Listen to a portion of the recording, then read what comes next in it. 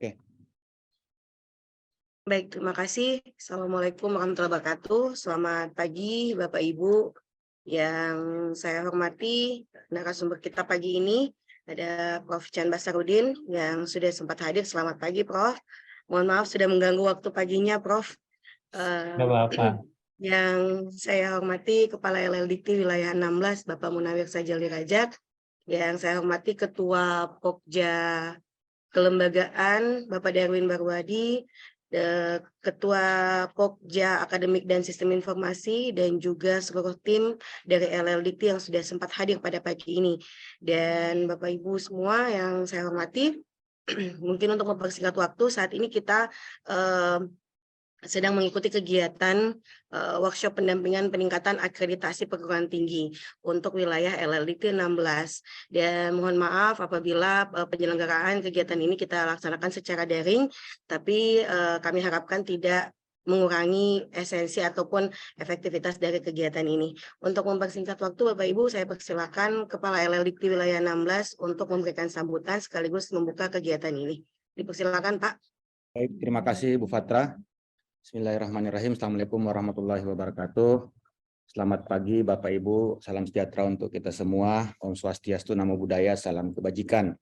Yang saya hormati narasumber kita, Prof. Chan Basarudin, anggota Majelis Akreditasi BAN PT, Bapak Ibu pimpinan perguruan tinggi, Ketua LPM, rekan-rekan dari LLDT, para Kapokja, dan rekan-rekan yang mengikuti pertemuan ini secara daring. Pertama-tama alhamdulillah pagi ini, walaupun ini sangat pagi, 7.30 di Wita dan 6.30 di Jakarta di Prof. Chan, kita sudah bisa bertatap muka secara daring untuk mengikuti kegiatan yang menurut saya sangat penting, yaitu kita akan berkoordinasi bagaimana membuat strategi untuk mempercepat ya peningkatan peringkat APT dari perguruan tinggi kita. Pertama-tama terima kasih Prof. Chan bersedia memenuhi undangan kami. Saya rasa Bapak Ibu peserta sudah tidak asing lagi dengan Prof. Chan Basarudin karena beliau sebelum menjadi majelis akreditasi cukup lama juga sebagai direktur Dewan Eksekutif di BAN PT. Jadi saya rasa beliau adalah orang yang paling tepat ya memberikan kita pencerahan terkait APT karena rekam jejak dan pengalaman beliau yang sangat lama di BAN PT. Bapak Ibu yang saya hormati, di Undang-Undang 12 tahun 2012 di pasal 57 ayat 1 di situ dijelaskan bahwa kami di LLDT merupakan satker pemerintah di wilayah yang berfungsi untuk membantu peningkatan mutu penyelenggaraan pendidikan tinggi. Kemudian di Permen OTK kami yang terbaru Permen 35 2021 di situ jelas bahwa LLDT tugasnya menjadi fasilitator peningkatan mutu. Jadi apa yang kami lakukan hari ini, apa yang kami lakukan selama ini tidak pernah lepas daripada upaya untuk meningkatkan mutu perguruan tinggi, baik itu di institusinya maupun di program studinya. Jadi kami ingin melihat Bapak Ibu yang selama ini mungkin belum terakreditasi supaya memiliki peringkat. Yang selama ini masih C atau baik itu bisa naik menjadi baik sekali atau B. Atau kita berdoa ya mudah-mudahan ada di antara perguruan tinggi kita yang kemudian bisa mendapatkan peringkat APT unggul atau A ya, yang saat ini memang belum ada. LLDT diberikan IKU ya, salah satu IKU-nya itu adalah berapa persentase perguruan tinggi di wilayahnya yang predikat atau peringkat APT-nya itu unggul, dan sampai sekarang sayangnya belum ada ya, dari 89 perguruan tinggi di wilayah 16 belum ada yang mendapatkan peringkat unggul ya. Sebagian besar masih ada di C ya, sedikit ada di B, dan masih ada juga yang belum ada peringkat akreditasi. Beberapa pekan lalu Pak Direktur Kelembagaan mengirim surat kepada seluruh pimpinan LLDT berisi daftar perguruan tinggi yang belum memiliki peringkat APT atau sudah expired dan tidak diperpanjang. Nah, ini kemudian diminta untuk direview satu-satu, apakah memang ini masih beroperasi atau tidak. Nah, jadi saya rasa ini cukup tegas juga ya dari Pak Direktur Kelembagaan meminta LLDT untuk mereview perguruan tinggi yang belum terakreditasi supaya kemudian kita dorong ya. Kita lihat, kita evaluasi apakah memang masih menyelenggarakan pendidikan tinggi yang sesuai standar atau tidak. Dan itu tentu saja sulit diukur Bapak Ibu karena mendapatkan peringkat APT yang C saja itu baru berarti memenuhi standar, belum melampaui standar yang akan yang ditetapkan melalui SNDikti maupun standar dikti yang Bapak Ibu tetapkan di perguruan tinggi masing-masing. Jadi mudah-mudahan pertemuan hari ini kita semua bisa mendapatkan pencerahan dan yang paling penting adalah semangat dari kita semua untuk kemudian memperjuangkan peningkatan peringkat APT kita. Untuk program studi sendiri juga kami akan dorong karena saat ini mau melaporkan Prof. Chan di wilayah kami baru satu program studi yang memiliki peringkat A. Ya dari hampir 450 prodi di wilayah 16 baru manajemen program sarjana Unklab yang mendapatkan peringkat A. Ya, yang lain itu masih banyak di C, sebagian di B, dan masih banyak juga yang bahkan prodi yang belum terakreditasi. Jadi ini yang PR kita sangat besar dan mudah-mudahan hari ini ya walaupun secara daring kita bisa mendapatkan banyak informasi dan pengarahan dari Prof. Chan, dan setelah ini kita akan intens berkoordinasi. Kami sudah membentuk tim penjaminan mutu ya, dan mudah-mudahan nanti Bu Fatra dan tim bisa menjadi sesuai arahan Prof. Chan. Kita ada yang menjadi quality officer di LLDikti 16 yang menjadi partner diskusi Bapak Ibu di perguruan tinggi maupun di LPM dalam rangka peningkatan mutu atau peningkatan peringkat akreditasi baik itu prodi maupun APT. Saya rasa demikian Bu Fatra, dengan mengucapkan Bismillahirrahmanirrahim, kegiatan workshop percepatan peningkatan peringkat akreditasi institusi di wilayah 16 secara resmi kami buka. Terima kasih. Assalamualaikum warahmatullahi wabarakatuh dan selamat pagi. Selamat pagi, waalaikumsalam. Terima kasih Pak Kalem. Bapak Ibu semua, mungkin untuk mempersingkat waktu ya, kita langsung saja mendengarkan arahan ataupun materi yang akan disampaikan oleh narasumber kita pagi ini, Profesor Dr. Andes Basarudin, MSc, PhD, selaku Majelis Akreditasi BNPT, yang mohon Bapak Ibu untuk dapat mengikutinya dengan baik, dan nanti setelah sesi pemberian materi kita akan masuk ke sesi tanya jawab. Mohon izin Prof, dipersilakan. Terima kasih Ibu. Bismillahirrahmanirrahim. Assalamualaikum warahmatullahi wabarakatuh. Selamat pagi dan salam sejahtera serta salam sehat selalu untuk kita semua. Bapak Kepala Ketua Lembaga LLDikti 16, Pak Munawir yang saya hormati, berikut jajaran di LLDikti 16, Bapak Ibu sekalian, pimpinan perguruan tinggi di wilayah LLDikti 16 serta hadirin sekalian. Pertama-tama saya ucapkan terima kasih atas undangan yang disampaikan pada kami sehingga pagi ini kita dapat berkumpul dan paling tidak sharing, saling berbagi tentang niatan yang sama dan sangat mulia seperti disampaikan oleh Pak Kalem tadi, bahwa kita concern dan punya keinginan agar perguruan tinggi kita di Indonesia ini makin lama makin meningkat mutunya. Gitu ya. Saya hanya akan menyampaikan sebagai trigger untuk diskusi, dan saya berharap nanti mungkin lebih banyak waktu untuk kita saling bertukar pikiran dan berdiskusi terkait topik-topik yang menurut Bapak Ibu perlu dibahas. Mohon izin saya akan share screen untuk materinya.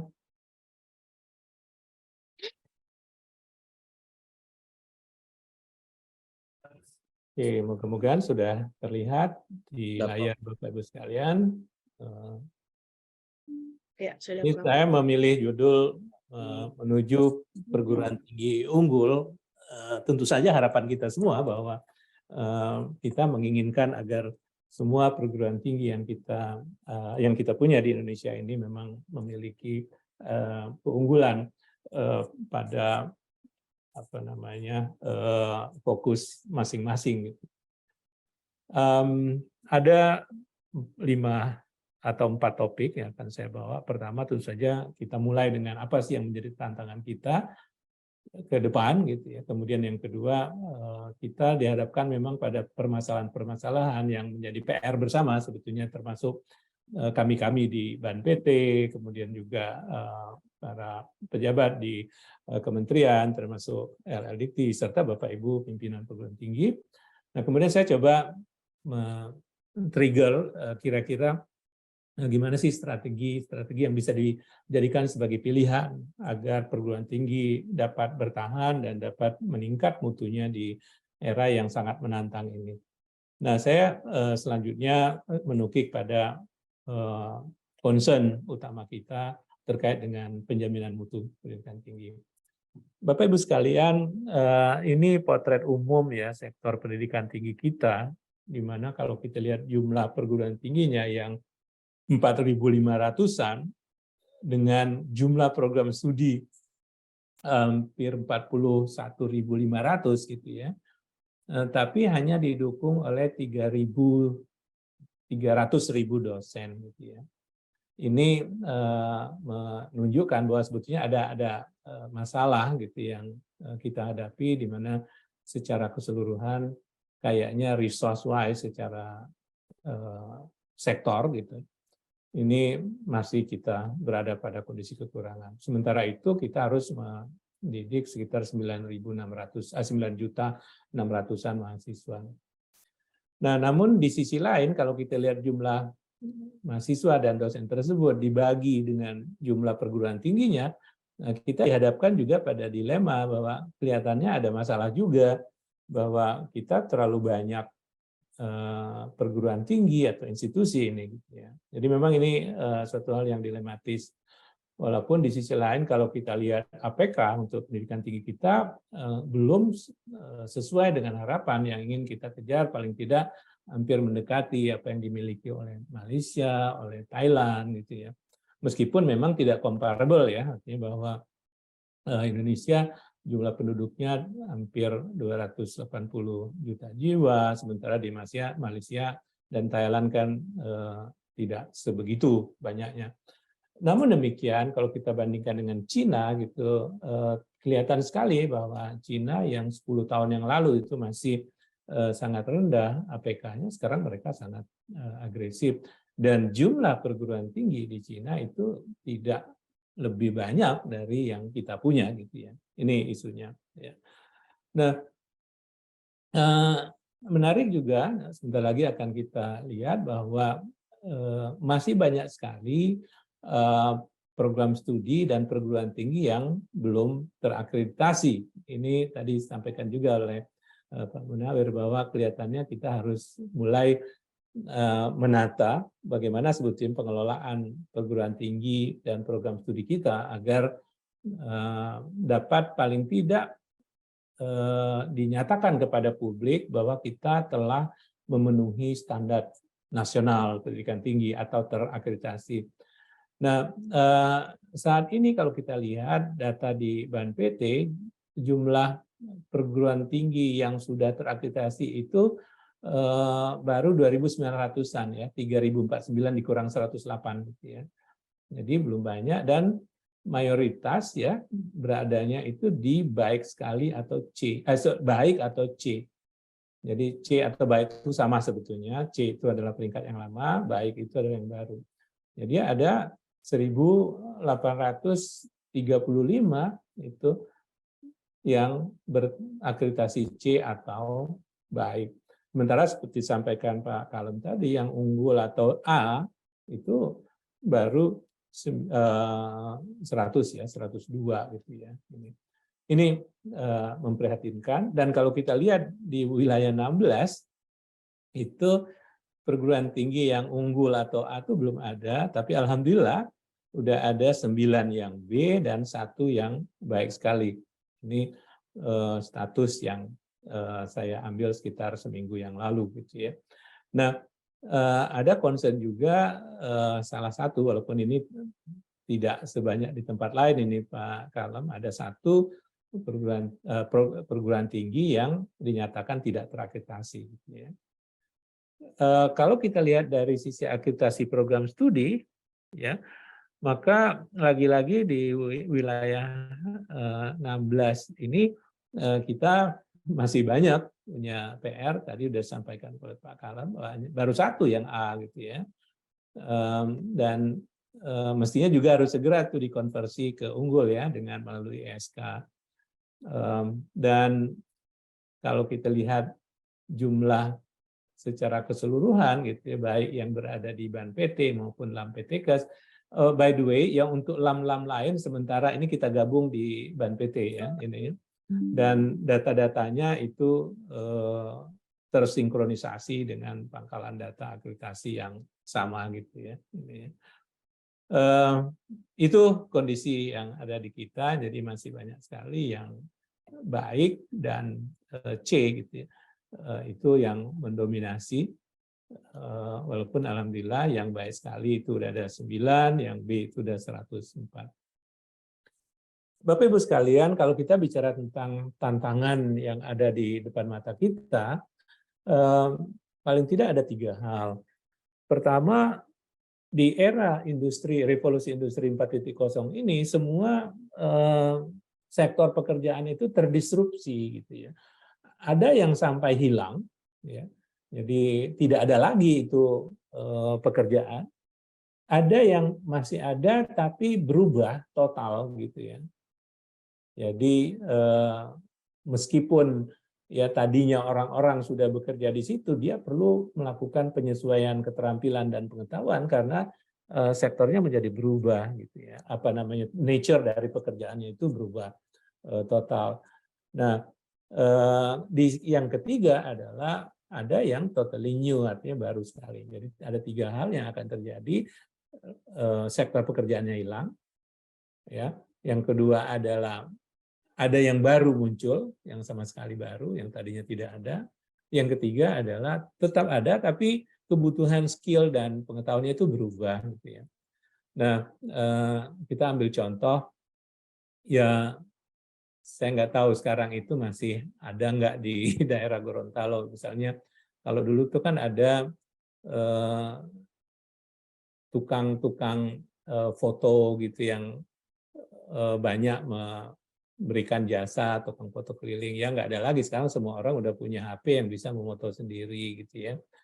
Kemudian yang melakukan proses untuk pengembangan ataupun mencuci film istilah kita dulu, nyetak foto gitu udah jarang kita temukan gitu ya.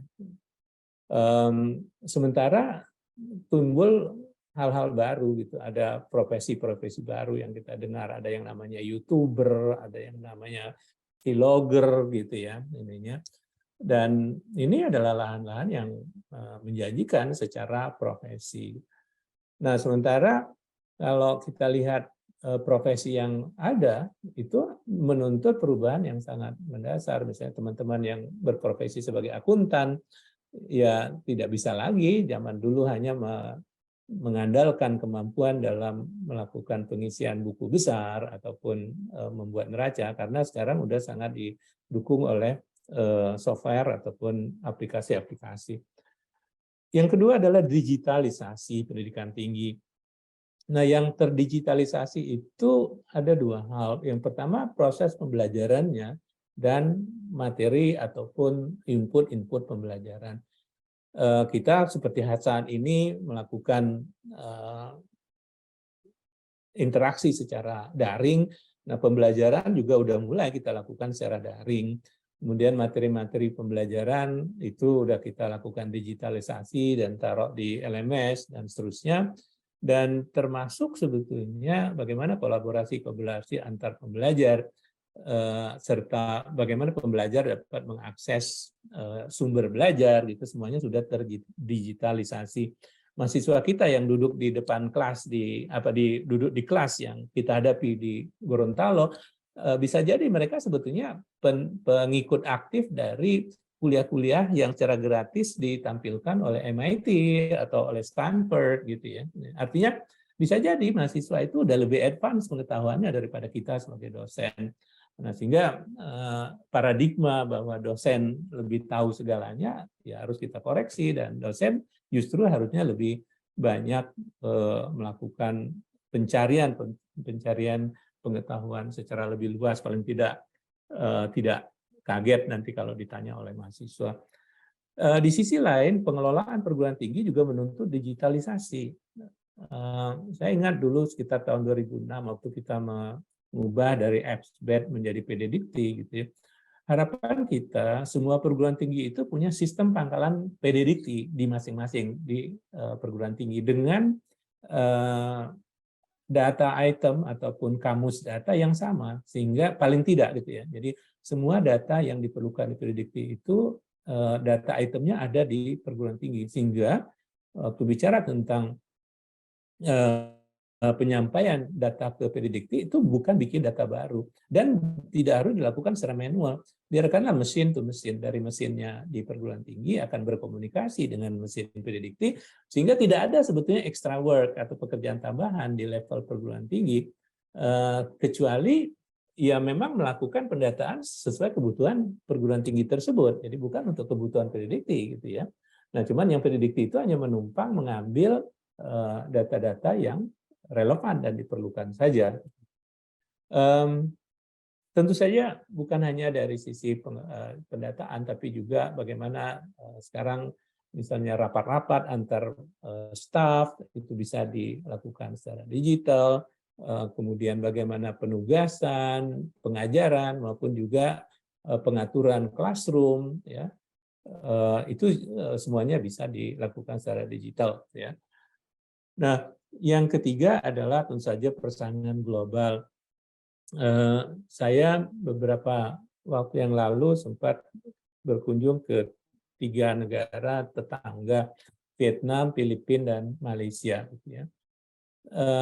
Yang menarik adalah dari bandara ke hotel saya naik Grab, yang drivernya itu punya cita-cita sebetulnya atau berkeinginan dan punya harapan mau bekerja di Indonesia, ya, karena mereka melihat Indonesia adalah pasar potensial. Artinya lulusan kita itu akan bersaing bukan hanya dengan lulusan yang ada dari Indonesia, tapi juga dari negara tetangga. Itu satu. Yang kedua, dengan sistem yang terbuka dan sekarang ini banyak dilakukan secara online, ya, maka masyarakat yang ada di Indonesia ataupun lulusan-lulusan di SMA Indonesia itu dia punya bandingan. Saya punya pilihan sekarang mau mengambil di perguruan tinggi di Gorontalo atau di luar, dan saya punya bandingan mana yang lebih baik gitu ya. Sehingga persaingan ini pasti akan kita rasakan, ya, dan semakin terbuka. Selain itu, sektor pendidikan tinggi ini mulai dilakukan standarisasi, ya. Kita dengar tentang akreditasi, kemudian ada sertifikasi profesi gitu ya, khususnya untuk profesi-profesi yang tertentu, di mana ini mereka perluas bukan hanya pada individu tapi juga pada program. Misalnya untuk bidang-bidang engineering tertentu, lulusan yang tidak berasal dari program studi yang terakreditasi oleh suatu lembaga yang direcognize, misalnya untuk engineering itu kan oleh Accord, Washington Accord, atau mungkin dari Seoul Accord. Jadi kalau program studinya tidak terakreditasi oleh itu, maka akan sulit bagi lulusan kita untuk berpraktek sebagai engineer di luar Indonesia. Bahkan saya mendengar untuk kelas bangunan tertentu di Indonesia pun gitu ya, mungkin yang pencakar langit ataupun tingkat ketinggian tertentu, engineer Indonesia beberapa udah nggak bisa tuh menjadi sebagai lead engineer. Jadi dia karena tidak memiliki sertifikasi yang diharapkan. Nah, ini tantangan-tantangan kita, sehingga Bapak Ibu sekalian sebagai pengelola perguruan tinggi pasti sudah punya ancang-ancang gitu ya. Nah, sementara ada 6 tren gitu ya yang terjadi di depan mata kita. Yang pertama adalah mahasiswa itu menuntut fleksibilitas dan sesuatu yang memudahkan bagi mereka. Itu yang dituntut oleh mahasiswa saat ini. Fleksibilitas termasuk dalam hal kurikulum. Jadi kalau kita mendengar sekarang bagaimana Pak Menteri menggulirkan tentang MBKM gitu, ide utamanya kan sebetulnya kurikulum kita mestinya lebih fleksibel. Mahasiswa dengan berbagai aspirasi dan berbagai interest itu dapat kita akomodasi. Dan mereka karena punya pilihan tadi, dia akan mencari yang convenience gitu. Bahkan soal hybrid ataupun pembelajaran yang campuran antara offline dan online itu kelihatannya akan menjadi modalitas yang banyak disukai oleh mahasiswa. Yang kedua, pembelajaran kita itu akan lebih banyak ke arah bukan hanya kompetensi base yang selama ini kita dengungkan, tapi juga skill base. Jadi perimbangan antara kompetensi dan keterampilan itu makin dituntut gitu ya. Jadi lulusan yang punya know-how, punya tahu lapangan dan sebagainya itu akan lebih diharapkan. Saya pikir ini juga sejalan, selaras dengan apa yang dicanangkan dalam MBKM, di mana mahasiswa kita diharapkan punyalah pengalaman lapangan. Dulu sih kita punya namanya kerja praktek, tapi bagaimana kita mengelola kerja praktek pada saat itu mungkin belum terlalu serius. Kalau itu diseriusi dan benar-benar dituntut spesifik CP atau capaian pembelajaran pada KP, ya itu adalah bentuk bagaimana skill itu akan dikembangkan. Gitu. Kemudian tadi masalah digital divide, kita juga harus lihat, menarik sih ada survei yang kita lakukan dulu waktu saya masih di BAN PT terhadap proses pembelajaran selama COVID gitu ya. Ternyata cukup banyak mahasiswa yang waktu kuliah itu dia hanya pegang HP gitu ya, karena nggak punya laptop di rumah. Atau bahkan ada salah satu mahasiswa mengatakan, saya hanya bisa ngikutin dari rekaman, kemudian bekerja di LMS-nya itu malam hari, karena siang harinya bapaknya yang pegang laptop. Jadi dia hanya baru bisa menggunakan pada malam hari. Gitu. Nah, jadi ini masalah isu digital divide, di samping teman-teman yang harus masih menghadapi masalah juga dengan masalah koneksi internet. Saya yakin di daerah pelosok-pelosok Gorontalo masih banyak mahasiswa yang akan kesulitan kalau harus mengikuti pembelajaran secara online. Ya. Kemudian kesiapan dalam karir itu menjadi lebih penting. Orang tua memang menuntut agar lulusan itu paling tidak udah jelas dan punya kompetensi siap untuk kalau nanti akan direkrut oleh perusahaan atau tempat pekerjaan. Kemudian ini juga tadi saya sudah katakan bahwa proses pembelajaran sekarang diharapkan lebih banyak disupport oleh teknologi. Jadi termasuk misalnya ada LMS, Learning Management System yang terinstall, kemudian tools ataupun peralatan-peralatan pembelajaran yang berbasis teknologi. Orang udah mulai sekarang menggunakan Google untuk virtual lab gitu ya. Jadi kita harus mengikuti itu dan itulah menjadi ciri pembelajar di era ini. Gitu ya. By the way, Bapak Ibu, coba aja lakukan survei ke lulusan SMA. Apa hal utama yang Anda lihat kalau memilih kampus, dalam memilih kampus atau dalam memilih perguruan tinggi? Kayaknya akreditasi ada tapi tidak di atas gitu ya. Tapi yang akan di atas itu misalnya mereka kan memilih ini wifi-nya bagus nggak gitu, atau internet aksesnya bagus atau tidak. Ini, itu yang dicari oleh anak-anak SMA, ya, lulusan SMA. Dan seterusnya, yang terakhir bahwa orang juga mulai memikirkan bahwa mahasiswa yang mengalami pendidikan di perguruan tinggi itu ya harus dikembangkan secara psikologis ya, bahwa mereka menyenangi proses pembelajaran itu, tidak stressful dan sebagainya.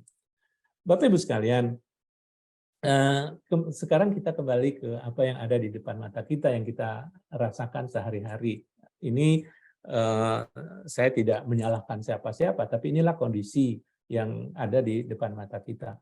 Pertama, dari sisi kerangka regulasi, perguruan tinggi kita itu terlalu banyak regulasi atau over-regulated. Ya. Dan ini menyebabkan kita sulit untuk bergerak. Gitu ya. Otonomi udah dicanangkan tahun 90-an, tapi eksekusinya ya tidak banyak gitu ya yang dirasakan oleh pengelola perguruan tinggi. Sampai sekarang kan mau buka program studi aja ribet gitu ya, harus perizinannya panjang, lama, bahkan kadang-kadang kaku gitu ya. Mau menutup juga, saya kemarin itu waktu masih di DE sempat mengakreditasi program studi ya udah 3 tahun ditutup. Kenapa? Karena di PD Diktinya belum ditutup statusnya gitu ya. Nah, waktu saya tanya ke pimpinan perguruan tingginya, kok di status PD Diktinya masih aktif padahal udah ditutup 3 tahun yang lalu. Mereka bilang udah kita ajukan ke pengelola PD Dikti 3 tahun yang lalu, tapi di sananya nggak diubah-ubah gitu ya. Dan jadi membuka susah, menutup susah gitu kan.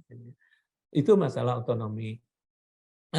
Sisi lain akuntabilitas. Jadi memang otonomi itu harus berbarengan dengan akuntabilitas, bahwa sebagai pengelola perguruan tinggi kita bertanggung jawab secara akademik, secara moral, secara values artinya kepada masyarakat, bahwa program studi maupun perguruan tinggi yang kita selenggarakan itu berkualitas dan memang mampu mengembangkan pengetahuan, keterampilan, dan attitude dari lulusan. Jadi kita tidak membohongi publik. Nah, itu bentuk akuntabilitas utama dari sebuah perguruan tinggi. Jadi kita tidak, bukan hanya menawarkan ijazah bodong atau ijazah palsu yang tidak akuntabel.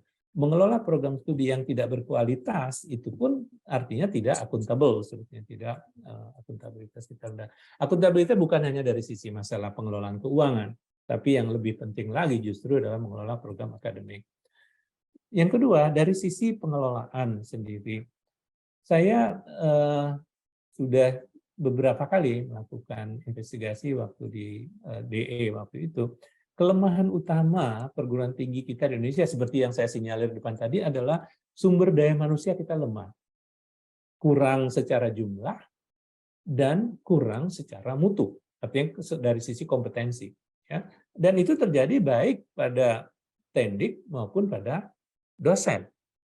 Kenapa demikian? Saya sempat melakukan studi kecil-kecilan dan saya berkesimpulan bahwa yang utamanya itu adalah belum banyak pimpinan perguruan tinggi yang memosisikan sumber daya mereka itu adalah aset. Ya. Jadi tidak diperlakukan sebagai aset. Nah, kalau kita pandang dosen maupun tendik itu sebagai aset, maka pasti kita willing untuk invest, ya. Pasti kita mau melakukan investasi karena kita melihat return-nya nanti gitu ya. Akan ada return. Memang di awal-awal ada investasi, mungkin kita loss, kita akan harus keluar merugi. Tapi yakinlah, dan itu pasti ya, dengan investasi di SDM itu pasti akan tumbuh dan berkembang perguruan tingginya. Jadi jangan sampai kita menganggap bahwa dosen dan tendik itu sebagai liability, sebagai ya beban organisasi atau beban perguruan tinggi. Ya pokoknya mereka itu adalah staff yang harus saya bayar setiap bulan. Bukan itu. Justru mereka itulah yang menyebabkan perguruan tinggi itu berkembang, mendapatkan revenue. Jadi kalau mereka tidak ada, perguruan tinggi tidak akan mendapatkan revenue. Ya. Nah, kalau kita sudah mengubah paradigma bahwa SDM itu sebagai aset, bukan liability, maka insya Allah kita akan invest dan kita udah punya human resource planning bahwa memang di awal-awal ini saya akan agak bleeding ya secara keuangan, tapi ke depannya pasti akan. Ini khususnya teman-teman di PTS ya, yang harus berkalkulasi atau berhitung dengan baik gitu dengan sumber daya manusia. Dan memang peraturan pemerintah yang mengatakan satu program studi minimum dikelola oleh 5 dosen itu sangat-sangat minimal dan tidak mungkin membuat program studi yang baik kalau hanya 5 dosen. Lihat aja jumlah mata kuliah dan bidang-bidang keahlian yang harus dikelola gitu. Kalau hanya oleh 5 orang, nggak mungkin itu bagus. Ya. Jadi pasti memang dibutuhkan banyak orang karena masing-masing nanti punya punya pengetahuan, punya expertise yang saling melengkapi untuk memperkuat sebuah program studi. Kemudian yang kedua adalah sistem manajemen kita masih usang, ya traditional way of memanage sebuah perguruan tinggi kayak tadi sistem SDM misalnya, kayaknya belum banyak, kalau bisa dikatakan belum ada, termasuk di PTN perguruan tinggi yang memiliki apa yang disebut dengan PD, Professional Development Program, PDP ya. Jadi bagaimana dosen dan tendik itu ada program khusus untuk meningkatkan kompetensi mereka, namanya meningkatkan profesionalisme mereka, namanya Professional Development Program. Dan kita memperlakukan pengelolaan dosen itu tidak dalam seperti orang-orang di bank atau di sektor swasta, di private company. Coba lihat bank-bank kayak BCA atau perusahaan-perusahaan minyak itu, apa yang mereka lakukan pada pegawai mereka? Setiap 6 bulan sekali atau setiap tahun sekali harus ada ngikutin training. Itu wajib gitu ya. Kalau tidak mereka tidak bisa naik. Nah kalau di kita dosen ya dia naik jenjang ya pangkat atas usaha sendiri, kemudian diarahkan hanya untuk mengejar jenjang akademik, tapi bagaimana kemampuan mereka dalam mengajar itu tidak kita kembangkan. Kemudian yang terakhir adalah dari sisi program dan luaran, mulai dari Pak Jokowi, Menteri Nadiem, semuanya pada mengeluhkan bahwa relevansi program kita rendah. Kita masih bicara tentang rumpun keilmuan yang tradisional, gitu ya. Sementara saat ini perguruan tinggi atau tuntutan akan sektor pendidikan tinggi itu udah kemana-mana. Orang sudah bicara tentang artificial intelligence, orang bicara tentang digital design, misalnya gitu, yang masih jarang kita temukan. Sementara perguruan studi kita masih ada publik, administrasi publik, Visipol, gitu, isinya kan hukum, itu aja ininya yang paling banyak, ekonomi pembangunan, gitu kan. Sementara yang baru-baru belum banyak. Di samping tentu saja mismatch ya, kita sebetulnya ya teori-teori tentang apa namanya sumber daya manusia negara itu memang banyak ya. Ada yang mengatakan akan tidak mungkin ya perguruan tinggi itu dalam mengembangkan SDM-nya itu harus didasari atas kebutuhan pasar saat ini, karena pasar 10 tahun yang akan datang itu belum tentu sama dengan saat ini gitu ya. Jadi sebetulnya perguruan tinggi harusnya ahead di depan gitu ya. Dia melihat trennya ke depan kayak gini, maka saya mengembangkan pengetahuan program-program yang dibutuhkan 5 sampai 10 tahun ke depan, bukan yang kebutuhan sekarang ya. Baik, sekarang strategi. Tadi saya sudah menyatakan menurut hemat saya Bapak Ibu pasti yang menolak perguruan tinggi lebih tahu dari saya gitu ya. Tapi menurut hemat saya penguatan aset utama itu sangat penting, yaitu SDM ya. Dan Bapak Ibu pengelola perguruan tinggi harus invest gitu ya, harus berinvestasi dalam mengembangkan SDM ini ya. Kenapa? Karena investasi dalam bidang SDM ini punya nilai dan daya ungkit yang sangat tinggi. Semuanya itu larinya ke sana. Ya, kalau kita lihat 9 kriteria yang ditetapkan BNPT itu ujung-ujungnya itu membutuhkan SDM yang kuat gitu ya. Kemudian yang kedua adalah sistem governance dan manajemen. Ya, sistem governance atau tata kelola dan tata pamongnya ini memang harus kuat dan baik gitu. Dan ini didasari atas prinsip apa yang disebut dengan good university governance gitu ya. Mulai dari bagaimana pimpinan perguruan tinggi itu dipilih atau diangkat atau ditunjuk sampai ke level bawah yang namanya ketua departemen atau ketua program studi itu ditetapkan, itu akan sangat menentukan bagaimana kinerja perguruan tinggi. Kalau kita lihat prinsip dasar di dunia pendidikan tinggi itu adalah meritokrasi. Jadi orang yang paling kompeten, yang paling menguasai masalahnya itu adalah yang kita angkat sebagai dalam suatu posisi gitu ya. Jadi kalau misalnya mau mengangkat ketua program studi atau ketua departemen, cari yang orang yang paling kompeten, yang paling pas untuk menduduki itu, bukan yang paling senior, bukan yang paling obedience atau paling penurut gitu ya. Ini meritokrasi prinsipal. Gitu ya. Di samping tadi akuntabilitas dan otonomi itu harus berjalan serentak. Jadi di level perguruan tinggi senat itu harus difungsikan sebagai check and balance. Jadi Senat harus punya gigi untuk menegur pimpinan eksekutif atau rektor apabila misalnya dari sisi akademik kelihatannya ada masalah nih kita gitu ya. Dalam mulai dari rekrutmen mahasiswanya ini ada yang nggak benar misalnya sampai pada bagaimana proses pembelajarannya. Jadi fungsi Senat yang kita desain waktu menyusun PP 4 2014 itu harapannya memang dia sebagai lembaga yang menjaga sebagai guardians dari academic values gitu. Jadi mereka yang menjaga nilai-nilai akademik. Sehingga kalau senatnya berfungsi nggak mungkin nanti Pak Lukman atau direktur kelembagaan yang harus turun menemukan ini ada masalah pelanggaran akademik atau tapi langsung bisa ditemukan. Kemudian tadi sistem manajemen modern mestinya harus diterapkan efisien dan efektif. Saya waktu duduk di Majelis Wali Amanat Universitas Indonesia, kita bersama-sama dengan para konglomerat gitu kayak Pak Mukhtar Yadi, Khairul Tanjung gitu, Pak Purnomo yang dari Bluebird, mereka terheran-heran melihat di UI, di beberapa fakultas ataupun jurusan atau departemen itu terjadi jumlah tendik itu lebih banyak daripada dosen. Dia bilang ngapain aja ya ininya kerjaannya gitu, apa sebanyak itu. Jadi efisiensi itu penting, tapi tetap efektif. Nah dengan adanya modern management system itu dimungkinkan.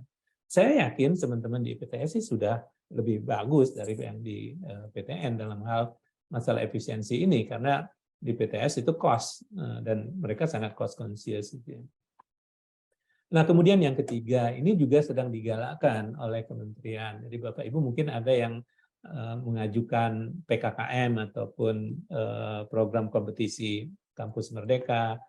Ada juga mungkin yang ikut matching fund gitu ya atau MF. Saya kebetulan terlibat dalam keduanya, ikut membantu mendesainnya. Perguruan tinggi itu memang sangat diharapkan untuk memperkuat kemitraan, dan kemitraan itu baik dengan sesama perguruan tinggi maupun stakeholder lainnya. Ya, saya kebetulan menjadi anggota dari Board of Governors dari salah satu perguruan tinggi di Malaysia, namanya Management Science University. Sebuah universitas itu punya sekitar 1.200 industri yang secara reguler gitu mereka akan ketemu dengan presiden gitu ya, dan benar-benar mereka ikut ya. Jadi mereka setiap tahun itu masing-masing perusahaan itu akan mengadakan rekrutmen, akan memberikan apa ya kayak presidential talk gitu ya, dia bicara tentang perusahaan mereka. Silahkan nanti baik dosen maupun mahasiswa siapa yang bisa selesaikan masalah mereka. Ini kalau memang kita sudah sampai pada tahap bahwa kemitraan kita itu bukan hanya MOU yang kita tangani, tapi benar-benar berfungsi dan berjalan. Dan semua dari kerjasama itu harus win-win, saling menguntungkan, bukan yang satu diuntungkan, yang satu dirugikan.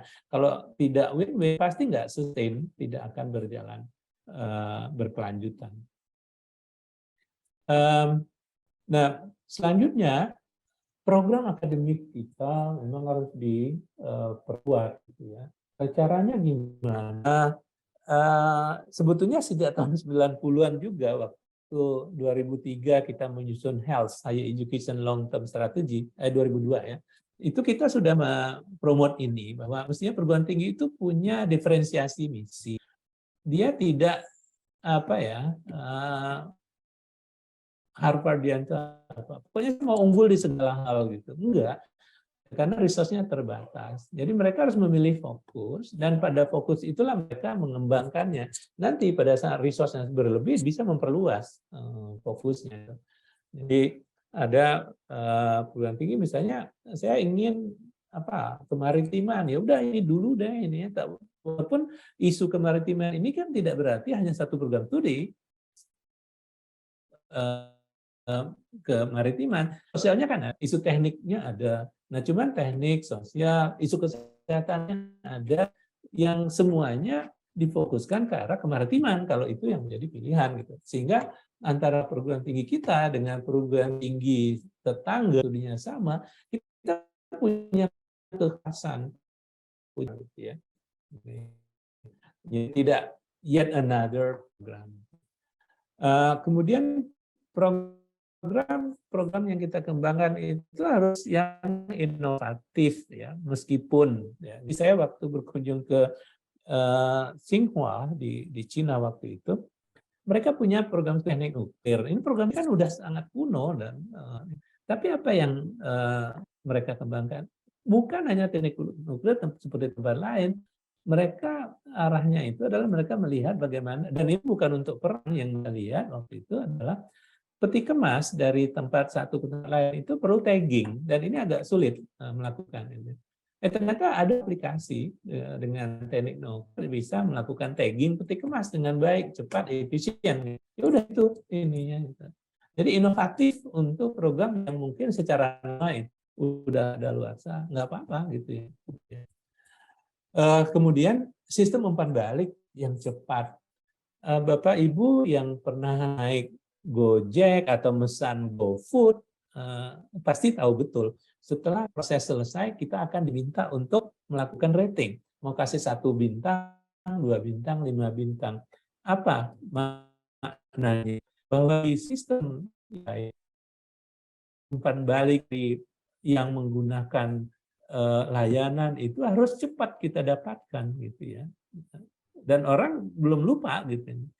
Jadi mestinya nanti suatu saat di pintu kuliah atau pintu ruang kuliah itu ada kayak di pintu WC di bandara itu gitu. Anda senang nggak gitu dengan WC-nya gitu, bersih atau jorok.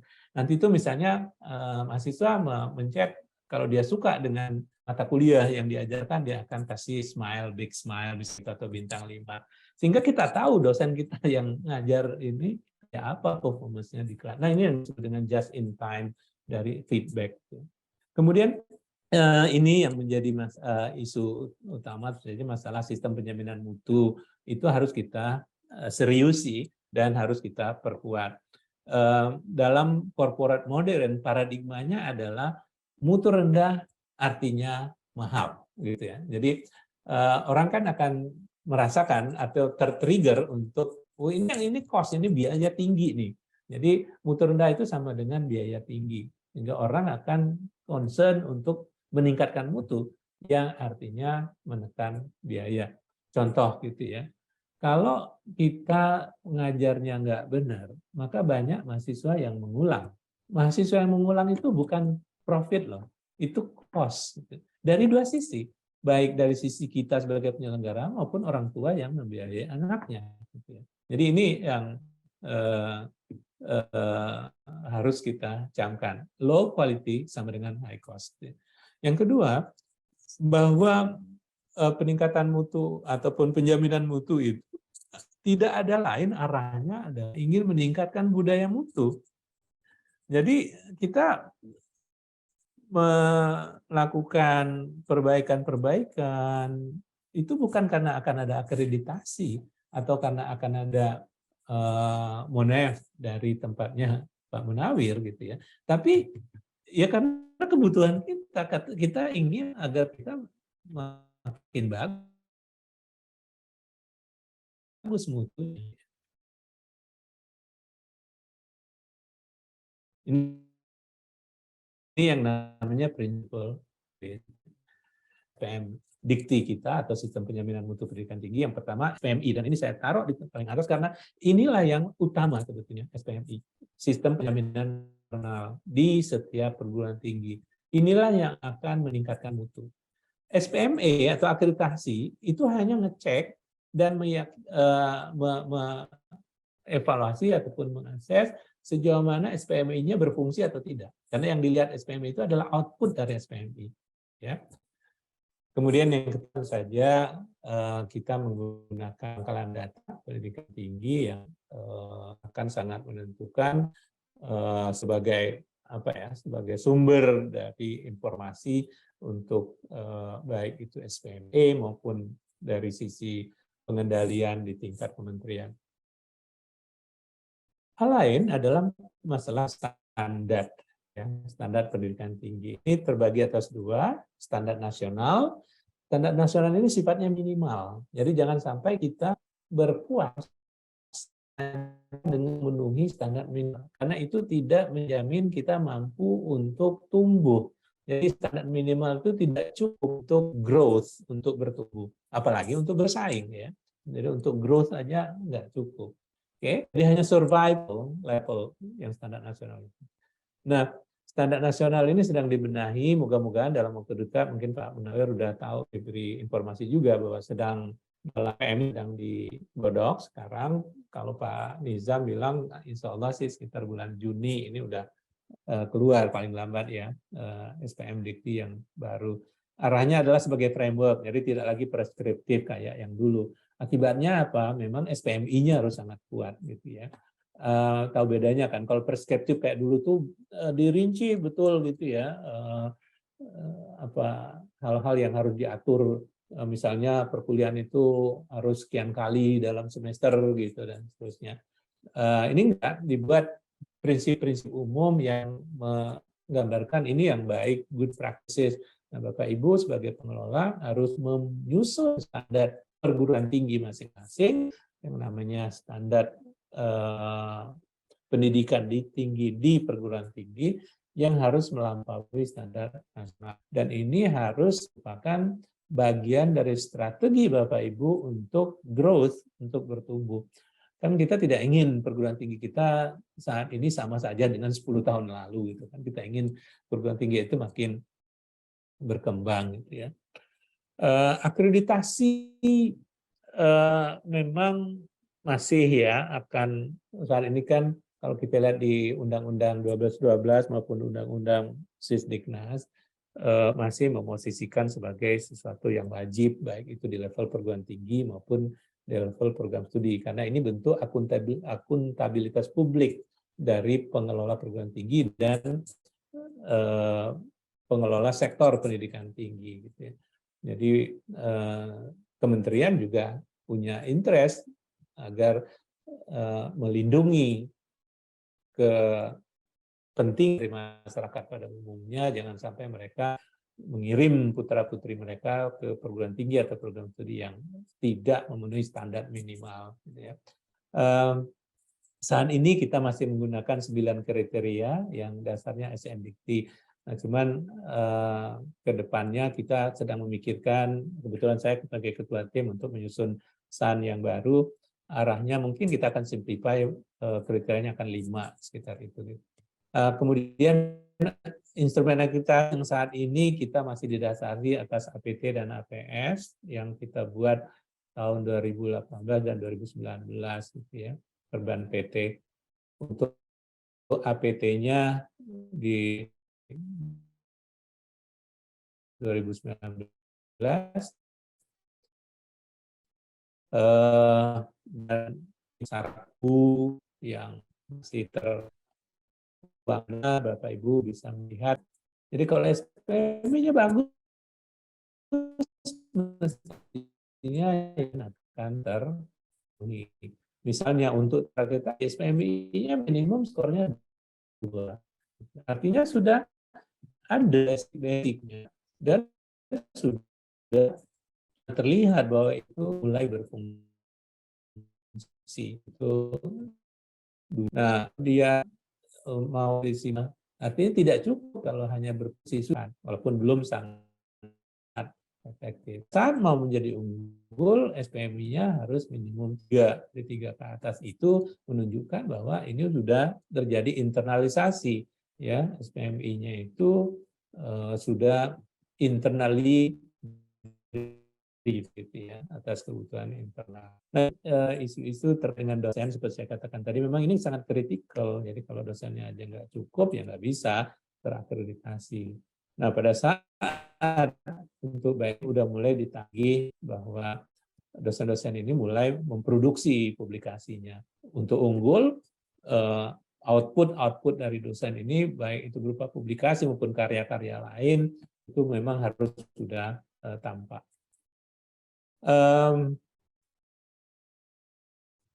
Kalau kita lihat, memang tiga hal ini menjadi sangat penting, seperti saya sudah katakan tadi, bahwa SPMI-nya, akreditasi program studinya, gitu ya, dan juga bahwa perguruan tinggi itu kan mengemban misi Tridharma, sehingga harus dilihat juga luaran-luaran yang langsung dirasakan oleh masyarakat, baik itu luaran riset maupun luaran pengabdian masyarakat.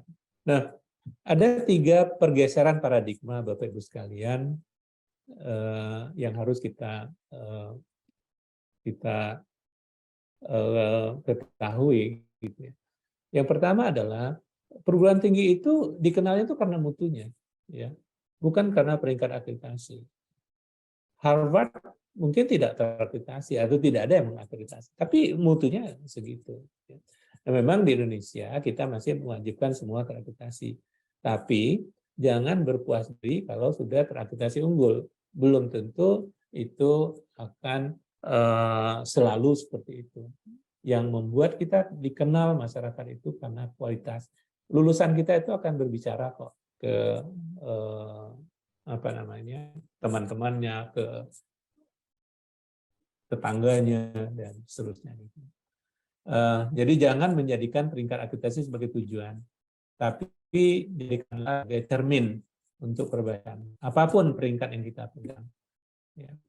Yang kedua, mutu itu perlu dibangun secara sistematis, konsisten, dan bertahap. Jadi nggak bisa shortcut.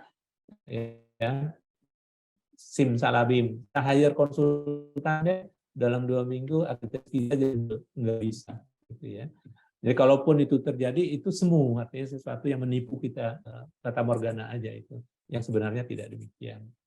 Kemudian mutu yang sebenarnya harus dinilai oleh stakeholder, bukan oleh asesor. Ya. Jadi yang sebenarnya menilai mutu kita itu adalah stakeholder, pengguna lulusan kita, orang tua mahasiswa kita, termasuk lulusan kita, itu yang punya penilaian terhadap mutu kita yang sebenarnya, ya. Ya asesor kan datang cuma pendek waktunya. Jadi jangan sampai Bapak Ibu berjibaku mati-matian hanya untuk memuaskan kebutuhan asesor, tapi arahkan bagaimana memenuhi, membuat puas para stakeholder Bapak Ibu. Itu yang menjadi penting. Kementerian saat ini memang sedang menyusun RPM seperti saya katakan tadi, gitu ya. Standar nasional kita nanti akan lebih ke arah framework, kemudian proses akreditasi itu harus justru menumbuh kembangkan SPMI, ya. Kemudian SPMI-nya itu harus mengarah pada penanaman budaya mutu. Nah, BAN-PT itu juga sedang menyiapkan sistem akreditasi nasional yang baru, menggantikan yang dulu kita buat 2017. Jadi itu udah 5 tahun lebih, banyak sekali perubahan yang harus kita adopsi. Dan kita ingin menegaskan kembali apa itu fungsi akreditasi. Jadi jangan sampai nanti salah kaprah, dan saya sempat dikritik juga oleh pimpinan perguruan tinggi bahwa ternyata akreditasi cuma gitu doang, kayak seremonial gitu ya. Dampak yang sangat dirasakan untuk mutu kok nggak kelihatan, misalnya gitu. Jadi kita mau menata kembali bahwa fungsi akreditasi justru mendorong SPMI supaya lebih berdaya guna. Kemudian kriterianya akan kita sederhanakan, seperti saya katakan tadi, kemungkinan besar akan 5 bukan 9, tapi ini belum final gitu ya. Kemudian kita akan mengarahkan akreditasi kita itu didasari atas prinsip-prinsip dan praktek-praktek baik dari luar negeri, dari global.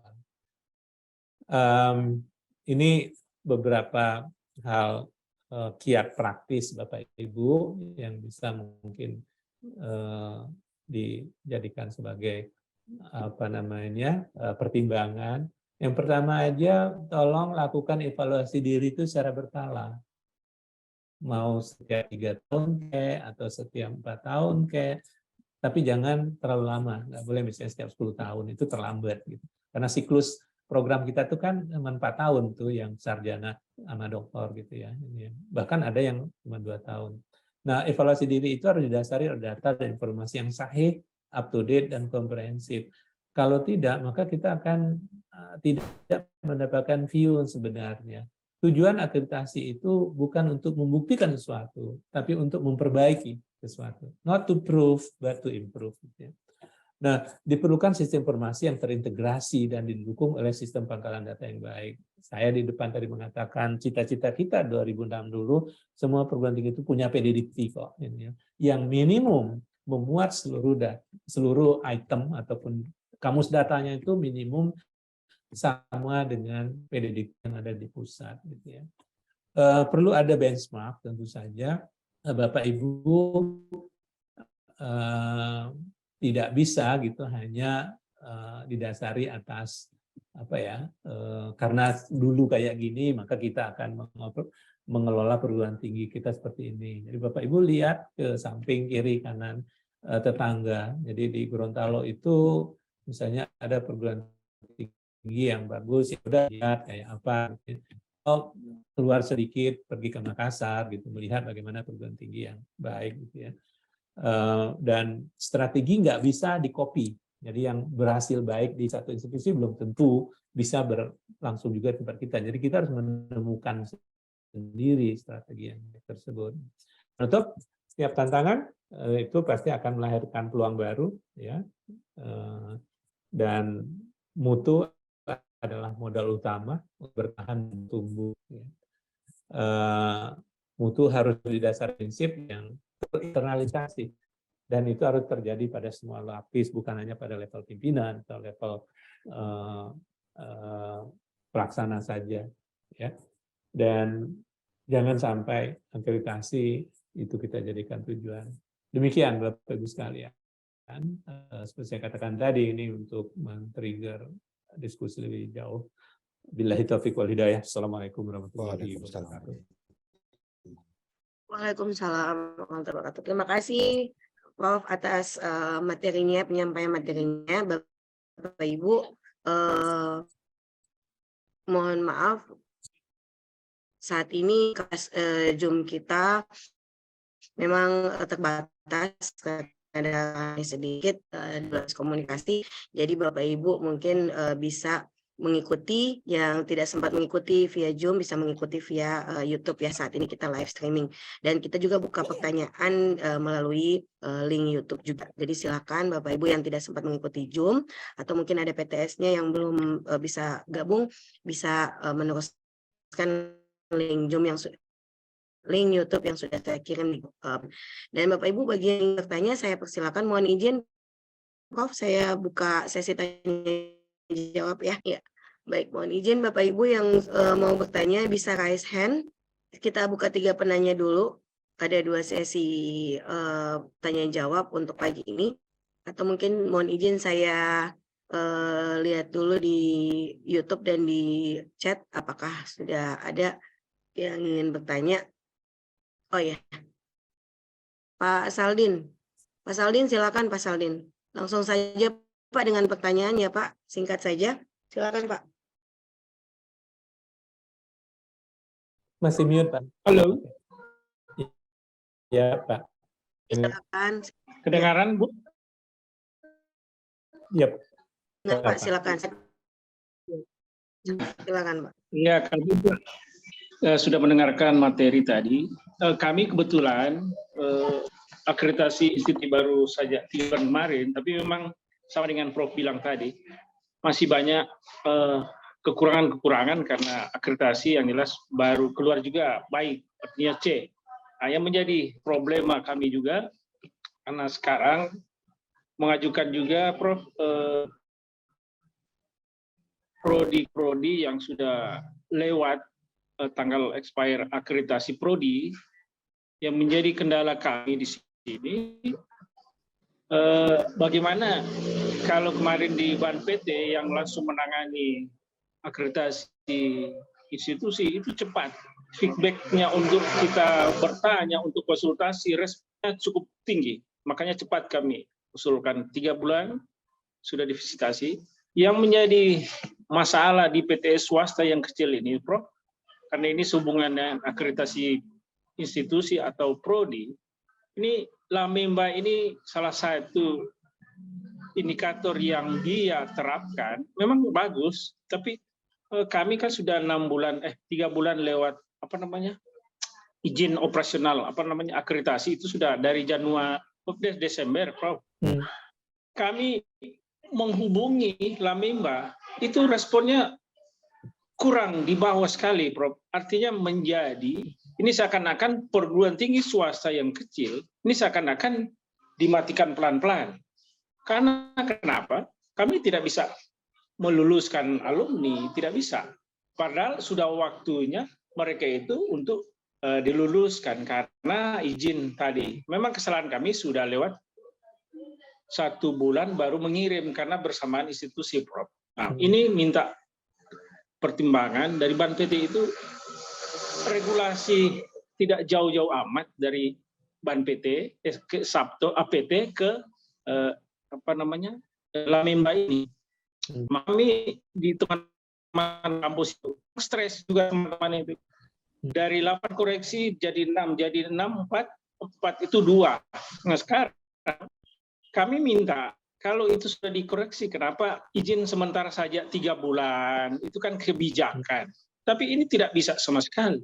Jadi memang perguruan tinggi swasta yang sedang baru mulai, memang kayaknya ya mau maju, tapi itu kan kami sudah include lunas, bayarnya semua lunas, tidak ada lagi yang menjadi permasalahan di sini. Kalau kami misalnya memperbaiki 2 koreksi itu tidak bisa, ya oke lah kasih solusi. Ini tidak, sedang mau dihubungi, Prof, lewat WA, lewat WhatsApp di telepon lebih tidak lagi. Makanya kami, wah ini luar biasa. Ini Lamemba ini kayak dia Tuhan di perguruan tinggi swasta, segala-galanya. Makanya stres saya pimpinan perguruan tinggi di Bolmong Raya ini, Prof, kadang-kadang berpikir, wah, memang ini tanda tanya mau dibajar barangkali, karena mahasiswa kami yang aktif, Prof, memang terus terang itu hanya 300-an. Itu terus terang saja kami sampaikan. Karena kenapa? Memang menjadi catatan merah bagi kami ini Lamemba. Seandainya dikasih waktu lagi Lamemba ini untuk beradaptasi lagi. Itu barangkali, Prof. Itu yang intinya insya Allah peningkatan mutu dosen teknik tadi memang sudah harus memang waktunya. Insya Allah kuncinya SPMI, Prof. Bilang memang betul, SPMI kami sudah jalan insya Allah. Dan insya Allah Prof bilang kalau untuk naik lagi ya insya Allah 1 tahun lagi kami bermohon untuk institusi itu. Terima kasih, Prof. Assalamualaikum warahmatullahi wabarakatuh. Terima kasih Pak Saldin, dan mungkin ada lagi yang lain atau Prof mohon izin sambil menunggu yang bertanya kepada Bapak Ibu pimpinan ataupun penjaminan mutu yang saat hadir. Saya rasa kesempatan yang baik ya Bapak Ibu untuk diskusi atau curhat seperti Pak tadi, ataupun mungkin ada lagi yang ingin disampaikan, karena memang kita tidak setiap waktu bisa berkomunikasi dengan intens oleh BAN PT. Di sini ada Prof nih, Barudin. Silakan. Mohon izin Prof, satu lagi ya, saya tampung. Jadi dari Universitas Kristen Tena, silakan Pak. Pak Heri masih mute. Ya.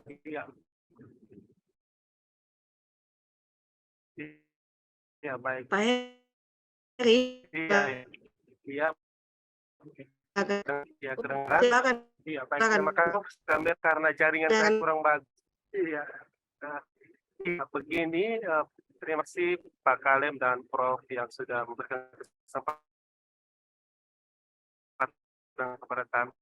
Saya ingin bertanya, memang perlu ada secara institusi. Tapi ada prodi yang sudah mengusung untuk akreditasi program studi. Apakah jika kita sudah mengusulkan, apakah kita sudah boleh mengusulkan untuk akreditasi universitas atau perguruan kesehatan? Apakah harus menunggu hasil dari prodi 3 industri ini, atau apakah sementara proses visitasi sudah boleh mengusulkan untuk akreditasi belajar, Prof? Baik. Terima kasih Pak Patra. Iya, makasih. Mohon izin Prof ya, saya lanjut dengan ada dari Universitas Gorontalo. Silakan. Wakil Rektor ini, silakan Bu. Iya. Silakan Bu. Terima kasih Mbak dengan Pak Kalen. Terima kasih atas kesempatannya. Assalamualaikum dan selamat pagi, salam sejahtera bagi kita semua. Terima kasih Pak Prof telah memberikan pencerahan bagi kami semua. Mohon maaf walaupun tadi agak terlambat masuk bergabung. Ini yang menarik bagi kami di universitas.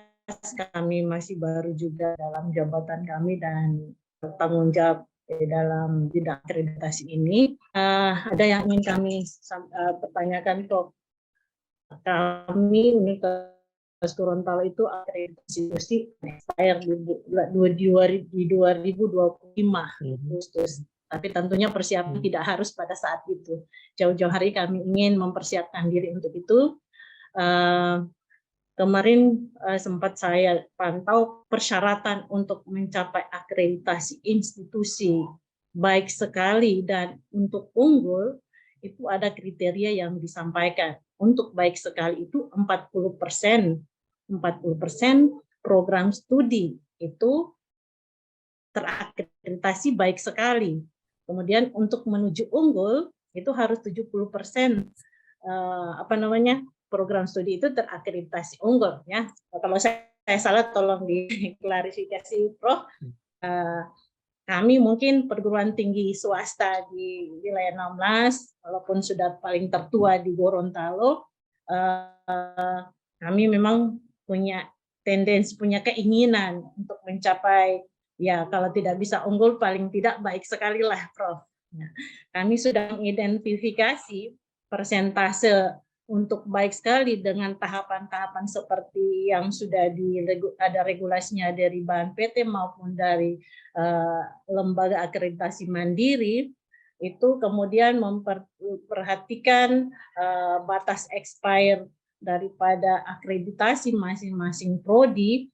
Kami tidak ingin berkecil hati sih, tapi melihat persentasenya ini untuk ketentuan yang tadi, untuk kebaik sekali itu harus ada 40% prodi yang harus baik sekali, itu jika sekiranya kurang, ya Prof, ini kan saya jika sekiranya 40% itu tidak bisa dipenuhi, tapi target kami, misalnya target kita universitas untuk IPT itu bisa baik sekali atau unggul, kira-kira Prof tidak ketika standar dasar ini yaitu ada 40% prodi itu harus terakreditasi baik sekali, atau kita mau ke unggul harus ada 70% prodi yang terakreditasi.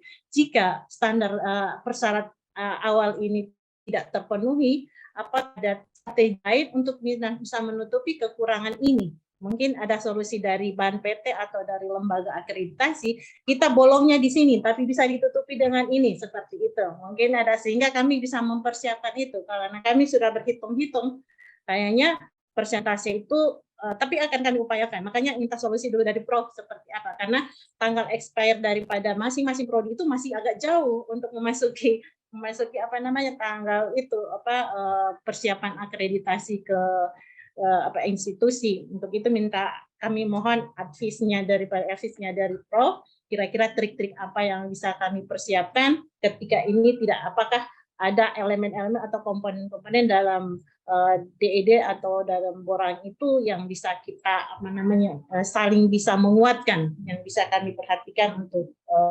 pencapaian hasil-hasil akreditasi pada level baik sekali maupun untuk unggul. Itu saja Prof dari kami. Terima kasih, lebih dan kurangnya. Assalamualaikum warahmatullahi wabarakatuh dan selamat pagi. Waalaikumsalam. 3 dulu aja mungkin Bu Ta. Oke, jadi saya langsung respon dulu aja Bapak Ibu sekalian ya. Ya.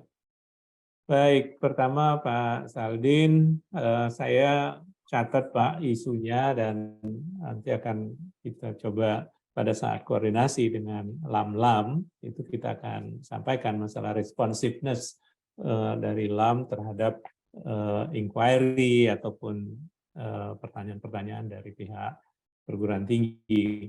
Ya mestinya memang LAM harus responsif lah gitu untuk menjelaskan ataupun menanggapi persoalan-persoalan yang dihadapi di perguruan tinggi.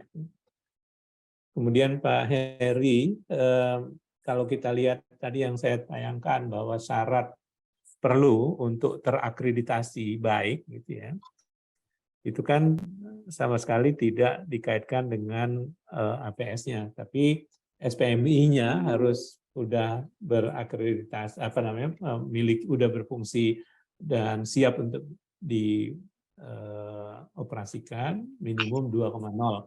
Untuk mendapat 2,0 itu tidak sulit, Pak. Jadi pertama memang kita udah tata awalnya, misalnya dokumen-dokumennya udah ada, kemudian strukturnya udah ada, orang-orangnya udah ada, dan meskipun belum secara efektif, paling tidak udah telah apa yang mereka lakukan, gitu ya. Jadi kalau PP-nya itu ada, bagian P-nya udah ada, gitu ya, ininya. Bagian P yang kedua sudah ada, sehingga layak untuk kita katakan ada tanda-tanda bahwa ini akan berfungsi. Kemudian yang elemen kedua kan masalah dosen tadi, dosennya untuk setiap program studi itu minimum 5 gitu. Hasil dosen bahwa dosen tidak boleh dari 40% gitu. Artinya apa? Cara para dengan yang 3 akreditasi tadi ataupun yang akreditasinya belum selesai juga nggak apa-apa. Nah, kalau Bapak cukup confident misalnya bahwa dalam studi ini nanti akan menjadi nilainya dari yang 3 ini, Bapak juga memandang ya paling baik gitu ya. Jadi untuk baik sekali katanya belum. Terlebih tadi akreditasi pertama ya. Akreditasi pertama itu kan yang pertama yang belum punya lulusan kan pasti belum punya research study tentang kinerja lulusan. Jadi hal-hal yang terkait dengan potret lulusan itu belum ada. Akibatnya baik sekali ya kan, karena udah terjegal di situ. Bu Maimun itu kali dan saya dukung Ibu bahwa jangan sampai tinggal 6 bulan lagi baru kita aware loh ini udah mau berakhir. Jadi walaupun 2025 kelihatannya masih jauh, pemilu pun belum gitu, tapi memang harus sudah siap, dan ancangan strategi justru harus dicanangkan jauh-jauh hari. Nah, tadi yang terkait dengan yang Ibu katakan syarat perlu, karena kita masih menggunakan instrumen yang saat ini berlaku, menetapkan syarat perlu tersebut, maka tidak bisa ditawar yang syarat perlu ini. Dan tidak ada substitusinya. Ya. Nah, kalau untuk butir-butir yang lain kan bisa dikompensate. Yang satu dapat nilai 1, yang satu dapat nilai 4 kan tinggi dia gitu ya.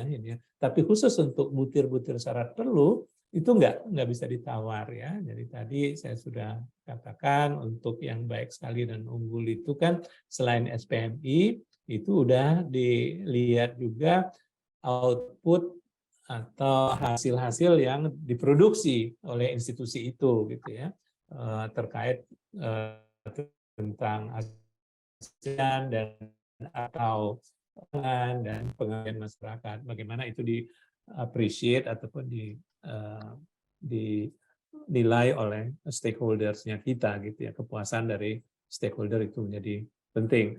Nah, dengan mengetahui adanya syarat perlu itu justru akan menjadi strategi kita. Gimana nih misalnya mulai dari sekarang 2023 ini kita akan mengarahkan dosen kita harus mempublikasikan hasil penelitian mereka paling tidak mulai dari Q3 dulu, nanti ke Q2 gitu kan secara bertahap. Karena masing-masing itu punya nilai, ataupun yang produk-produk tepat guna gitu yang di-appreciate oleh masyarakat, dan itu bisa berupa HKI atau apa gitu yang sifatnya memang sangat didorong gitu untuk itu.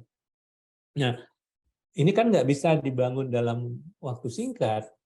Orang meneliti dulu, mempublikasikan perlu 1 tahun, bahkan untuk yang Q1 itu kadang-kadang lebih lagi gitu waktunya.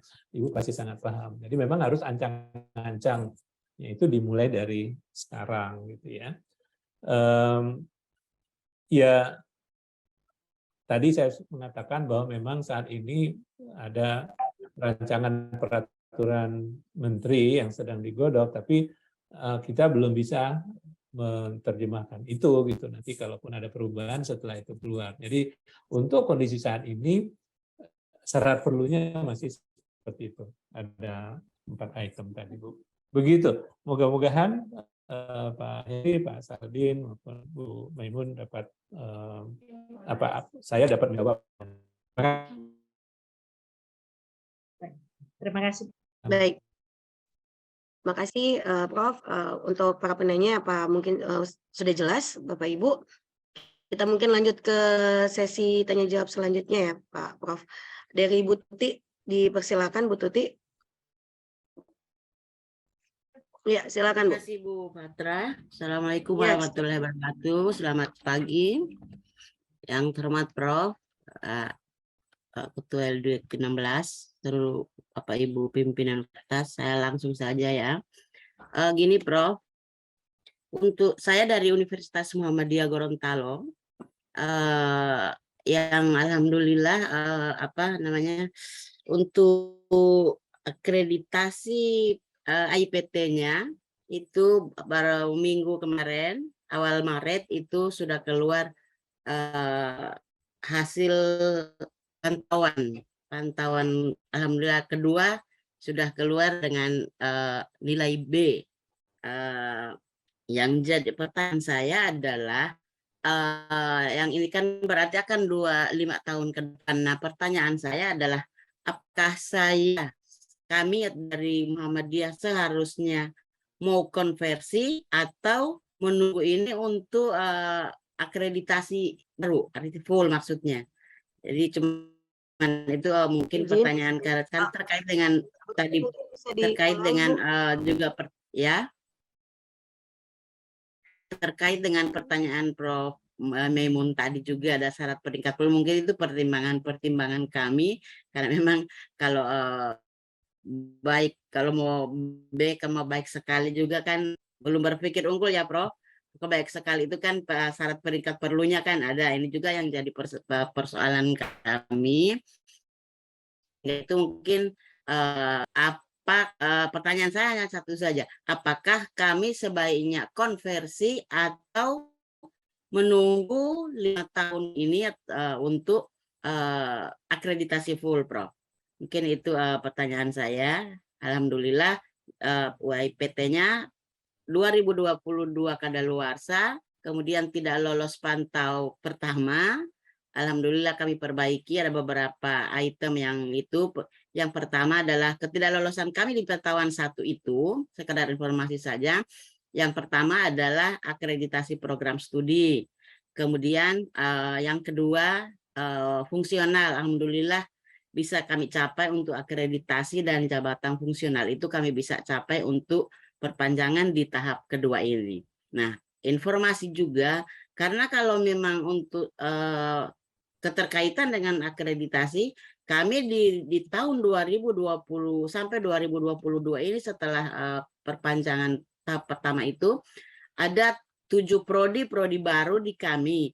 Nah, ini mungkin apakah ini juga akan mempengaruhi, karena yang pasti akreditasinya masih minimal ya, apakah itu juga mempengaruhi pada IPT yang nanti akan kami ajukan. Mungkin makasih Prof. Makasih Bu Patra. Ya baik, makasih. Ya baik, makasih Bu Tuti. Bapak Ibu yang lain mungkin masih ada yang ingin bertanya supaya saya sekalian merampungkan tanya jawab di sesi kedua ini. Bagi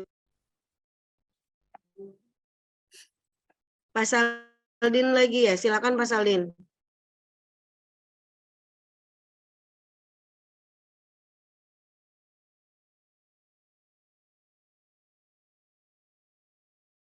Pak Saldin, silakan Pak. Halo. Iya, silakan. Halo, Pak. kedengaran? Silakan ya. Pak. Silakan. Ini Prof, pertanyaan kami lupa tadi. Kami mengajukan prodi manajemen sudah 2 bulan. Setelah akuntansi diajukan, itu di Lamimba itu dia bilang harus selesai dulu satu prodi. Memang mekanismenya seperti itu, Prof. Jadi memang kayak kita kendala juga di situ. Harusnya kan dulu bersamaan diajukan itu dilayani. Ini 1 bulan sudah diajukan, malah 2 bulan. Dia bilang menunggu sementara asesmen prodi lain. Itu kan keterangan di websitenya atau di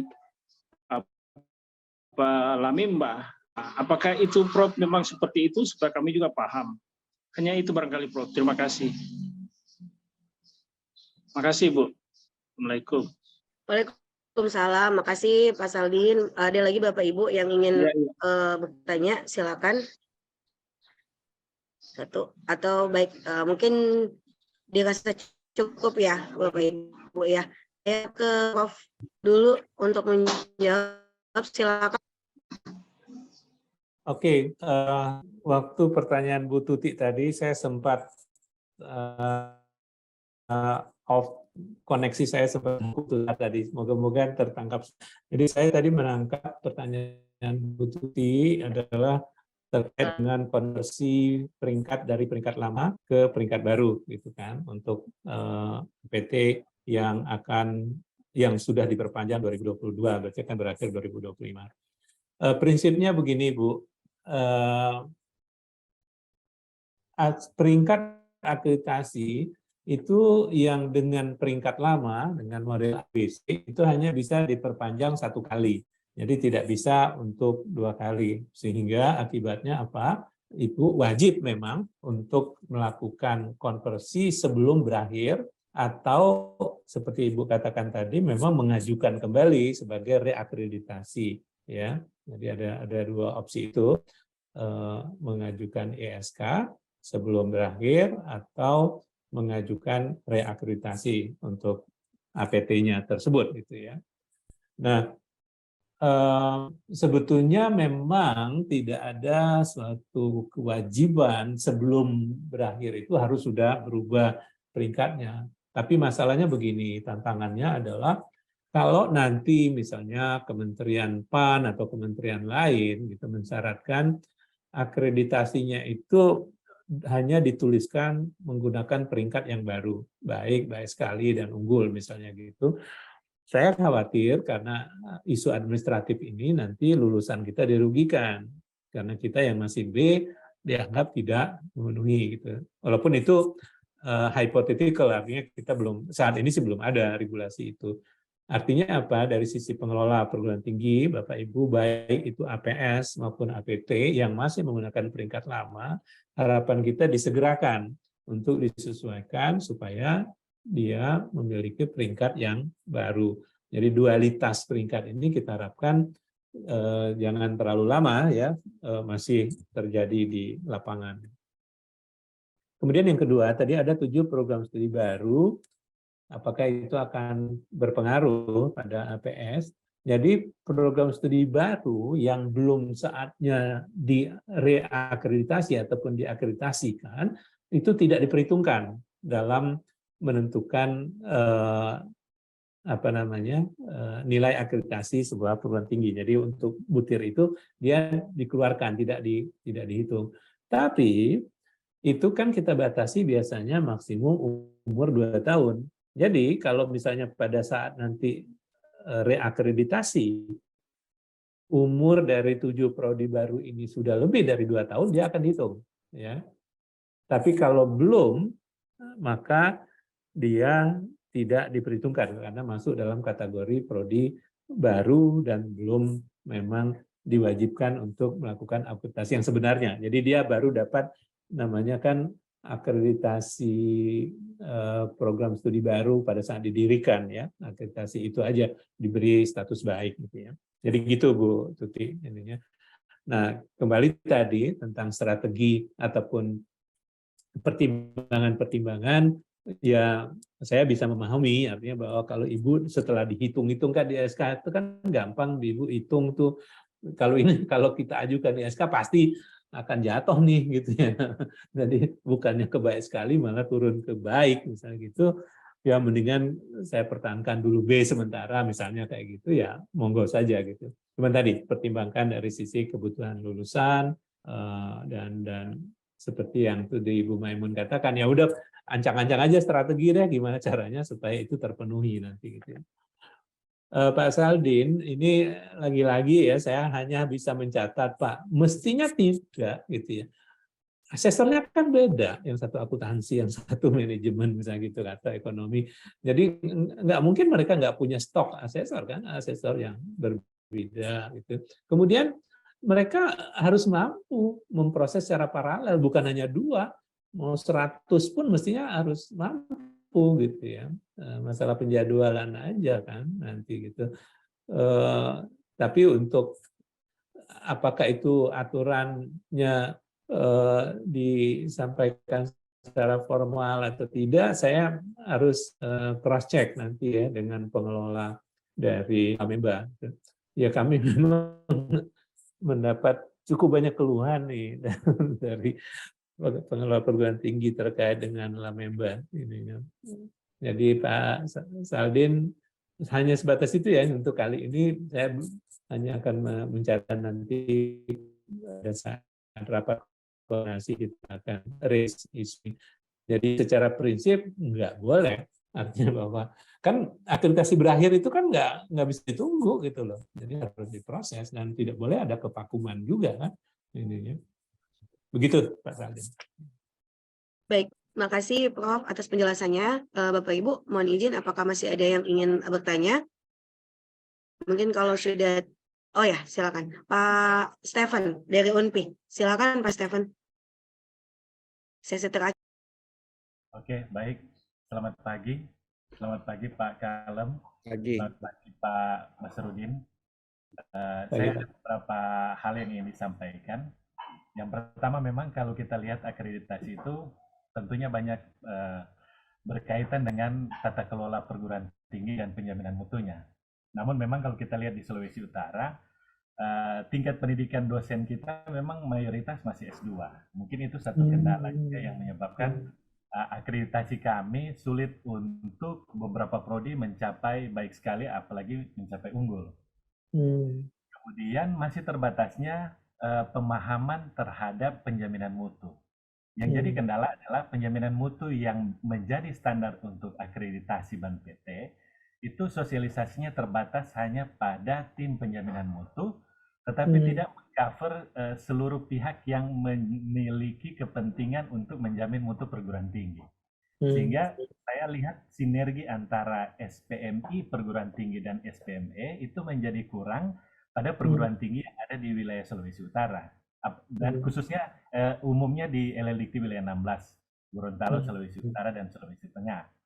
Apakah bisa nanti ada satu kegiatan yang tidak hanya khusus kepada tim penjaminan mutu, tetapi kepada program studi juga yang sebenarnya harus tahu bagaimana sih penjaminan mutu yang baik untuk bisa akreditasi program studinya meningkat. Yang tentu efek akhirnya adalah akreditasi perguruan tingginya juga bisa naik dari baik menjadi baik sekali.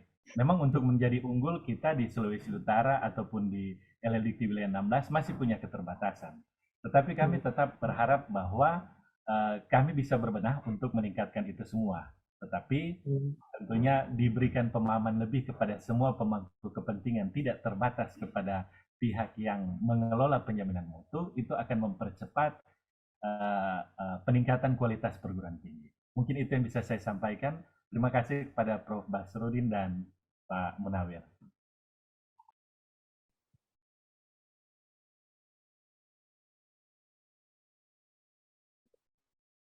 Baik, makasih Pak Stefan. Silakan Prof. Baik, nanti kita undang Pak Kalem ya merespon juga Pak Munawir. Cuman sebelum itu saya bukan hanya 100%, 1000% setuju Pak Steven bahwa isu penjaminan mutu itu tidak bisa kita serahkan pada struktur SPMI saja gitu ya. Nah, di draft SAN kita yang baru itu kita tegaskan lebih eksplisit Pak, bahwa tanggung jawab mutu itu khususnya untuk program studi itu utamanya di tangan pengelola prodi gitu ya.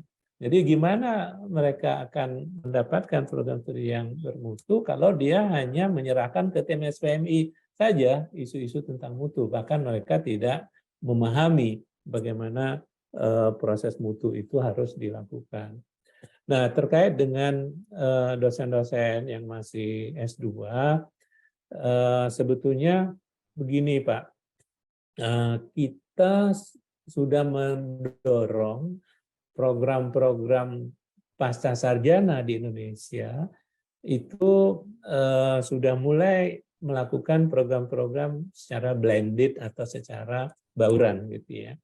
Ini kan Bapak kan nggak mungkin juga mengirim dosen S3 secara banyak-banyak kalau dia harus pergi ke tempat lain, nanti siapa yang ngurusin dapur di rumah gitu. Jadi nah, dengan adanya program-program yang disebut dengan blended program ini nanti memungkinkan Bapak Ibu untuk meminta dosennya untuk mengikuti program S3 secara blended tadi tanpa harus meninggalkan tugas utama. Meskipun tentu saja dari sisi backup waktu kan nggak mungkin dia full seperti dulu.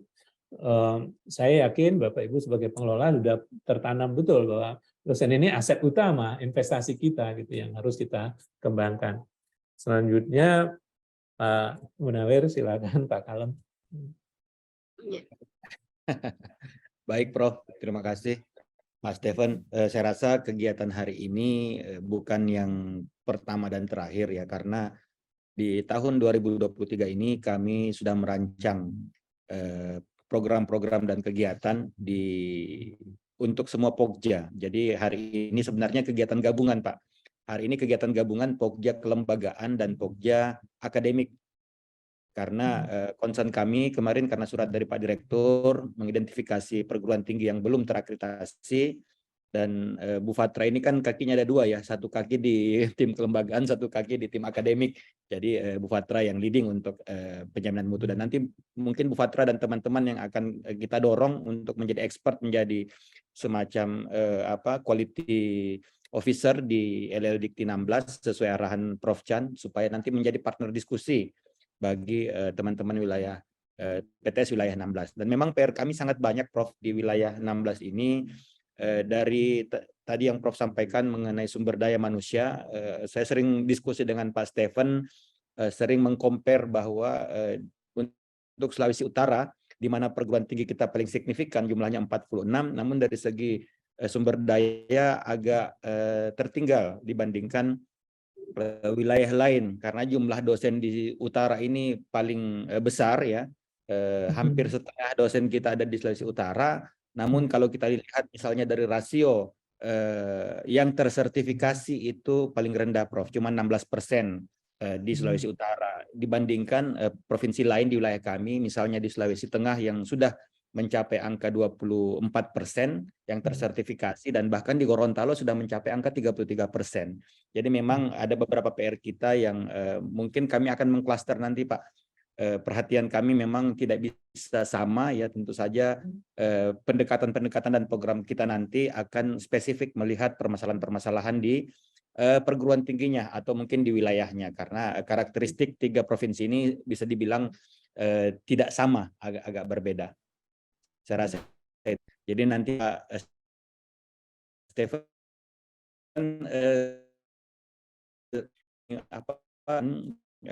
kami ini sudah ada beberapa rencana kegiatan sampai ke tingkat pelatihan auditor mutu nanti ya Bapak Ibu teman. Tapi kalau memang dari PTS atau dari teman-teman LPM dia punya aspirasi kegiatan apa yang teman-teman butuhkan, kan sampaikan kepada kami, nanti kami akan fasilitasi ya.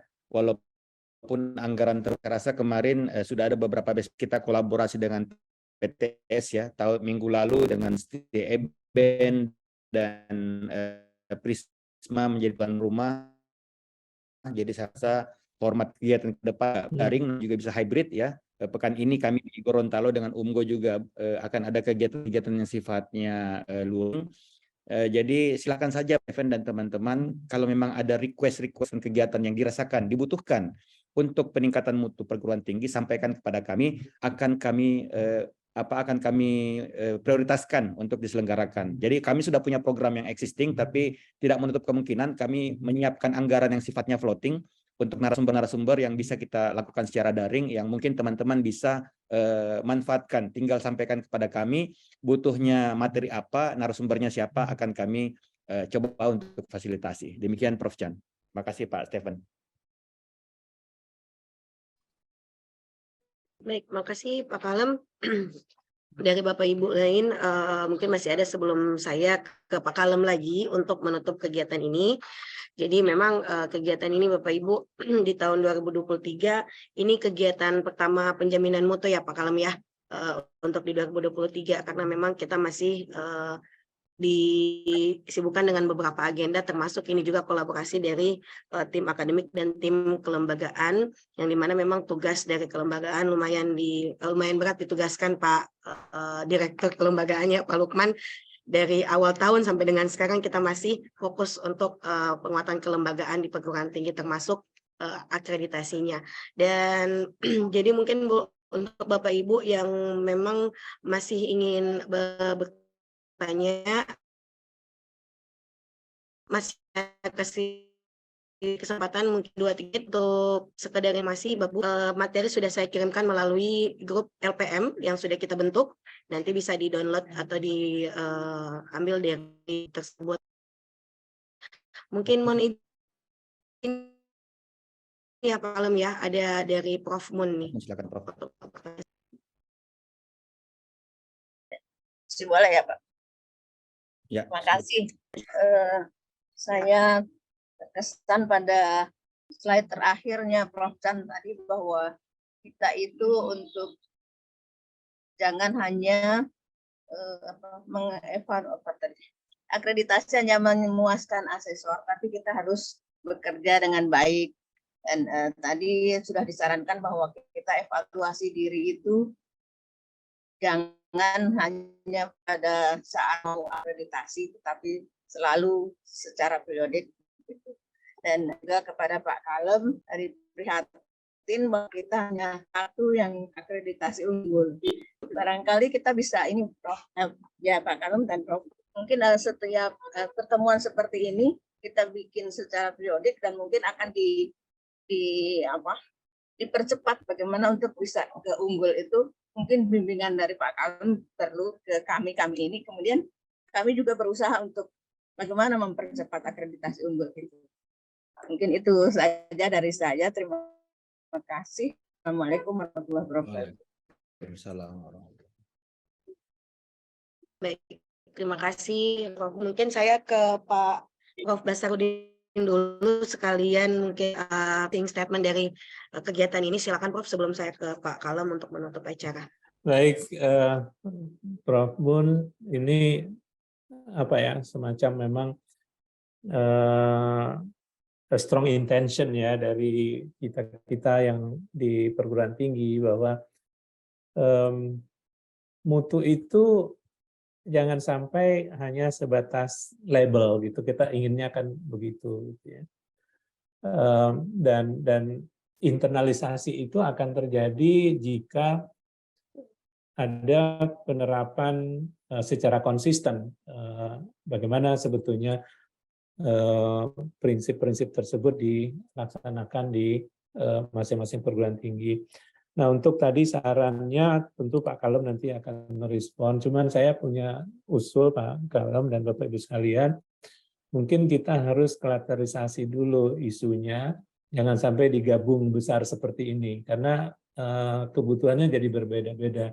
Jadi misalnya yang sudah B atau baik sekali, mau meningkat, strateginya berbeda dengan yang belum. Atau tadi Pak Kalem mengatakan masih beberapa belum terakreditasi Pak ya. Jadi mungkin yang belum terakreditasi kita kumpulin dulu, kemudian kita petani ininya sehingga narasumber seperti saya itu bisa lebih fokus, lebih tajam mengurai permasalahannya, sehingga strateginya nanti insya Allah mungkin lebih pas untuk yang kelompok itu gitu. Demikian. Kemudian terakhir untuk Bapak Ibu yang saya bukan hanya dapat kesempatan untuk berbagi cerita, tapi juga saya juga belajar dari isu-isu yang disadari bahwa di BNPT juga punya PR gitu ya, bagaimana terutama akreditasi LAM kita yang baru beroperasi ini memang masih perlu bimbingan seperti apa sebetulnya mengelola sebuah lembaga akreditasi agar pihak stakeholder utama kita perguruan tinggi itu tidak kesulitan. Maunya kita kan gitu, jangan sampai mereka kesulitan karena adanya proses akreditasi yang kurang baik. Jadi kami akan berusaha untuk menyampaikan isu tersebut ke pengelola LAM, sekaligus juga menjadi evaluasi bagi kami kayak apa sebetulnya strategi untuk pengembangan LAM agar dapat beroperasi dengan baik ke depan. Demikian dari saya. Assalamualaikum warahmatullahi wabarakatuh. Salam, terima kasih Prof.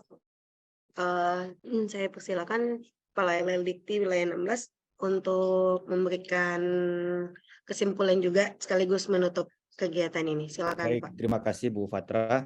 Assalamualaikum warahmatullahi wabarakatuh. Prof Chan yang saya hormati, Bapak Ibu peserta pertemuan pagi ini. Pertama-tama kami mohon maaf karena memang waktu yang terbatas sehingga mungkin diskusi kita tadi saya lihat Bu Roshe, Bu Prof Maimun masih mau bertanya, namun mohon maaf sebentar lagi kami di LLDikti 16 akan ada pertemuan dengan tim Kampus Merdeka Mandiri untuk penyamaan persepsi semua pegawai. Jadi ini memang kegiatannya kami buat lebih pagi karena memang 2 pekan ini Bapak Ibu ketahui kegiatan kami sangat padat mulai dari pekan lalu dan hari ini kami juga full dengan tim Kampus Merdeka Mandiri dan besok jangan lupa Bapak Ibu di Gorontalo kita akan bertemu di UMGO ya jam 10 untuk diskusi dengan tim Kampus Merdeka Mandiri. Terima kasih Prof Chan sudah memberikan banyak informasi, banyak pengetahuan, banyak ilmu kepada kami. Saya juga banyak belajar dari paparan Prof Chan tadi dan banyak poin-poin yang Prof Chan sampaikan tadi memperkuat pesan-pesan yang pernah saya sampaikan kepada PTS, mulai dari penguatan akuntabilitas akademik ya dalam rangka membangun good university governance, kemudian meritokrasi, itu tadi pesan-pesan yang selalu kami dorong kepada perguruan tinggi sebagai salah satu upaya untuk meningkatkan mutunya. Kemudian tadi Prof Chan juga memperkuat pada aspek digitalisasi. Jadi memang ini PR kita juga Prof. Saya lihat di wilayah ini masih banyak yang memahami pembelajaran daring itu sebatas memindahkan kelas ke Zoom meeting. Padahal yang ingin kita perkuat melalui pembelajaran daring adalah membangun sistem LMS ya yang betul-betul terstandar ya sudah seperti MOOC yang lain seperti Coursera, kemudian di Spada Dikti yang betul-betul memang memberikan kesempatan kepada mahasiswa kita untuk belajar secara mandiri. Jadi ini mungkin nanti salah satu kegiatan yang akan kami buat juga adalah penguatan pembelajaran daring ya yang mungkin merubah persepsi kita bahwa pembelajaran daring itu bukan sekedar memindahkan ruang kelas ke Zoom meeting, tapi sebenarnya esensi dari pembelajaran daring adalah belajar mandiri, belajar dari mana saja, kapan saja, dengan memperkuat learning management system. Kemudian tadi Prof Chan juga memperkuat bahwa standar nasional itu kalau terpenuhi baru bisa untuk sebatas survive. Bagaimana kemudian mau compete, bersaing, apalagi bertumbuh kalau Bapak Ibu hanya puas dengan peringkat akreditasi yang minimum, yang C, ya atau baik. Jadi ini saya rasa jangan pimpinan perguruan tinggi kemudian merasa puas berada di zona nyaman ya, kemudian melakukan bisnis as usual, tapi kami berharap Bapak Ibu meningkatkan kinerjanya. Nah, ke depan Bapak Ibu, ini di bulan Maret ini Kementerian mungkin sudah akan merilis data kinerja Bapak Ibu melalui laman Pindai. Nanti akan kami infokan kepada Bapak Ibu. Di situ nanti akan kita lihat bagaimana performa masing-masing perguruan tinggi pada 8 indikator kinerja utama. Dan mohon maaf nanti Bapak Ibu sesuai arahan dari Pak Dirjen, layanan dari kementerian